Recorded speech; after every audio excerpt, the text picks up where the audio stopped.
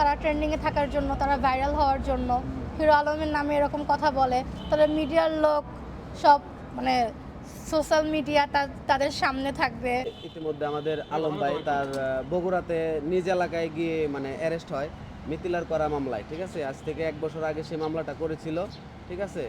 তো অনেকে ফেসবুকে দেখলাম যে লেখালেখি করতেছেন, অনেক সাংবাদিকরা বলতেছেন যে তাকে দৌড়ায় ধরা হয়েছে, ঠিক আছে, সে পালায় যাচ্ছিল। সে কিন্তু পালায় যায় নাই, ঠিক আছে। এটা একদমই ভুল তথ্য ছিল যে সে পালায় যাচ্ছিল, সে পালায় যায় নাই। আমি ছিলাম তার সাথে। তো বিষয়টা হচ্ছে তার মা তার মেয়ে অসুস্থ ছিল, তার মা মেয়ে অসুস্থ ছিল, যার জন্য সে বগুড়াতে গেছিল তাদের চিকিৎসার জন্য। আর তাছাড়া মিথিলারও কথা ছিল যে করবে, ইফতার করবে, জামিনের একটা ব্যবস্থা করে দিবে, আচ্ছা। ঠিক আছে। তার সাথে কথা হয়েছিল যে সে একটা জামিনের ব্যবস্থা করে দিবে, এটা বলেই মানে তারা বগুড়াতে গিয়েছিল। তো যাই হোক, কোনো কারণে হয়তো সেটা হওয়ার আগেই কোর্ট হয়ে যায়, ওইখানে পৌঁছাইতে একটু লেট হয়, মিথিলারও লেট হয়, আলম ভাইয়েরও ওইখানে যাইতে একটু লেট হয়, যার জন্য হয়তো সেদিনকার জামিন হয় নাই। তো আসার পথে যখন আমরা আসব সেই মুহূর্তে তারা মোবাইল ফোন ট্র্যাক করে তারা করে আলম ভাইকে অ্যারেস্ট করে। দুই পাশ থেকে দুইটা গাড়ি আইসা মানে আমাদেরকে সিগন্যাল দেয়, সিগন্যাল দিলে গাড়ি চাপাইছি, চাপানোর পরে আলম ভাইকে সালাম দিল, সালাম দেওয়ার পরে বলতেছে যে স্যার আপনি আমাদের পিছনের গাড়িতে আসেন, আর আমাকে বলল যে আপনি চলে যান, ঠিক আছে। সেটা বলে তাকে নিয়ে যায়। তো তার মেয়েটা অসুস্থ, আর আলম ভাইয়ের কিন্তু আলম ভাই ছাড়া আর কেউ নাই, তার বড় কোনো ভাই নাই, তার কোনো বোন নেই, ঠিক আছে, সে একাই। আর আপনারা জানেন যে সে কতটুকু স্ট্রাগল করে আজকে সে এখানে আসছে। সে আশরাফুল আলম ছিল, সেখান থেকে আজকে হিরো আলম। তার পিছনে তার অনেক কষ্ট পরিশ্রম, সেটা আপনারা জানেন, তার জীবন কাহিনী শুনলেই বুঝতে পারবেন। তো আলম ভাইয়ের সাথে আমার আজ থেকে 10 বছর আগে পরিচয়। তার জীবনে প্রথম ছবিটা যখন করে তখনই মানে তার সাথে আমার পরিচয়। তখন আমি মিউজিক ভিডিওতে কাজ করি মডেল হিসাবে, তখন তার সাথে পরিচয় হয়, তার বাড়িতে গেছিলাম। তো তার প্রথম স্ত্রী ছিল সুমি, আজ থেকে 10 বছর আগে যখন আমি তার বাড়িতে যাই তখন তাকে আমি দেখতে পাই। তারপরে যখন সে ভাইরাল হওয়ার পরে মহানগরে অফিস নেয়, তখন যখন যাতায়াত করি তখন দেখতে পাই হচ্ছে আপনার নুসরাতকে, সে তার স্ত্রী। আর তারপরে যখন রামপুরাতে অফিস নেয় কাঁচাবাজারের এখানে, তখন দেখতে পাই রিয়ামণিকে।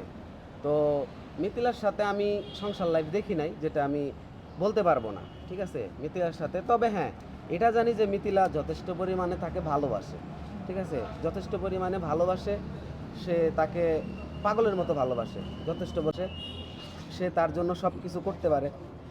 এদিক থেকে মানে মিথিলাকে ভালো মনে হয়, বা মিথিলা এদিক থেকে ভালো।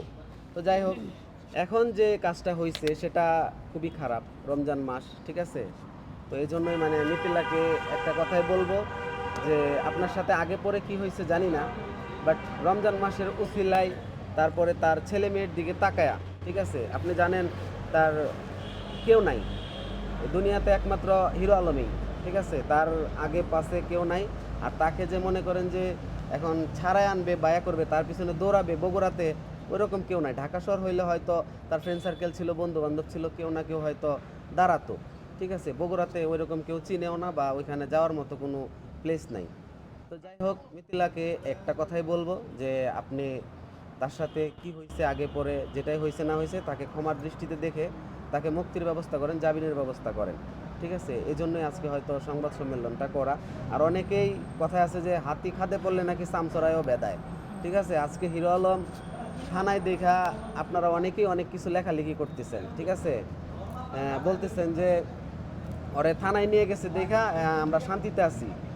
আপনারা হয়তো হিরো আলমরাই চোখে পড়ে, হিরো আলমের চাইতে আরও অশৃঙ্খল ভিডিও কিন্তু তারা বানায়, তাদেরকে আপনাদের চোখে পড়ে না, ঠিক আছে। আপনারা জানেন যে তিশা যে নায়িকা আছে শাকিব খানের সাথে একটা গান করছে, এটা কিন্তু খুবই অশ্লীল গান, ঠিক আছে। সানি লিওনের গানটারে তারা পুরাটাই কপি করছে, অথচ সেটা নিয়েও কিন্তু কোনো সময় কোনো কথা হয় নাই। আর হিরো আলম কী করে? কিছুই করে না। হিরো আলমের কাছে যারা আসে তারা হয়তো একটু ভাইরাল হওয়ার নেশায়, বা তাদেরকে যাতে ফেস ভ্যালু হয় এটা চোখে পড়ার জন্য তারা একটু অশৃঙ্খল করে, সেটার জন্য তো হিরো আলম দায় না। আর হিরো আলমের ব্যাপারে আপনারা অনেকেই খারাপ জানেন বা খারাপ বলেন, আপনারা একটু খোঁজ নিয়ে দেখেন, আপনারা একটু খোঁজ নিয়ে দেখেন সে কোন মেয়ের সাথে কি করছে, এরকম কিন্তু কোনো প্রমাণ দেখাইতে পারবেন না। এখন পর্যন্ত সোশ্যাল মিডিয়ায় যেগুলো ভাইরাল হয়েছে, ছোঁয়ামনির ব্যাপার বলেন বা এরকম আরও অনেকের ব্যাপার বলেন, সেগুলা জাস্ট কিছুদিনের জন্য এগুলা ছড়াছড়ি হয়েছে। পরবর্তীতে তারাই কিন্তু আবার হিরো আলমের কাছে ক্ষমা চাইছে বা হিরো আলমের সাথে আসতে চাইছে বা মিলতে চাইছে। এটা অ্যাভেলেবেল। হিরো আলম নায়িকা যেই হয় সেই কিন্তু তার নামে মামলা করে, তারপরে তার নামে বদনাম করে। আপনি কবে ওনার নাম হিরো আলমের নামে মামলা এবং বদনাম করবেন? প্রশ্নই ওঠে না। শিওর? হ্যাঁ, অবশ্যই এটা কি sure। ট্রেন্ডিং এ থাকার জন্য করে? করতে পারে, তারা ট্রেন্ডিংয়ে থাকার জন্য, তারা ভাইরাল হওয়ার জন্য হিরো আলমের নামে এরকম কথা বলে, তারা মিডিয়ার লোক সব মানে সোশ্যাল মিডিয়া তাদের সামনে থাকবে, তাদেরকে ফোকাস করবে, তারা রীতিমতো ভাইরাল হয়ে যাবে, এই জন্য তারা বলতে পারে। আচ্ছা, সবাই তো আলমের কাছে ইন্টারভিউ দেয়, আপনি কি ইন্টারভিউ দিয়েছেন? উল্টাপাল্টা কোনো কোশ্চেন করবে না। বলো না, মানে ইন্টারভিউ ইন্টারভিউ দিছো না তুমি, কাজের হ্যাঁ। ক্ষেত্রে বা নাচ পারো কিনা, ইয়া পারো নাচ কিনা, সে বিষয়ে গান জিজ্ঞেস করছে। কি করি, কোথায় থাকি, এখন আচ্ছা, আপনার কাছ থেকে কত টাকা খেয়েছে হিরো আলম? অনেকে বলে 1 হিরো আলমের টাকাও কাছ থেকে টাকা খায়। আচ্ছা, আপনার মতে হিরো আলম এটা মিথ্যা, এগুলো বলছে তো উল্টাপাল্টা কোনো কোশ্চেন করবে। এখানে কেন এসেছেন সেটা বলেন। আমরা এসেছি হিরো আলমের মুক্তি চাই, তার নিঃস্বার্থ মুক্তি চাই আমরা।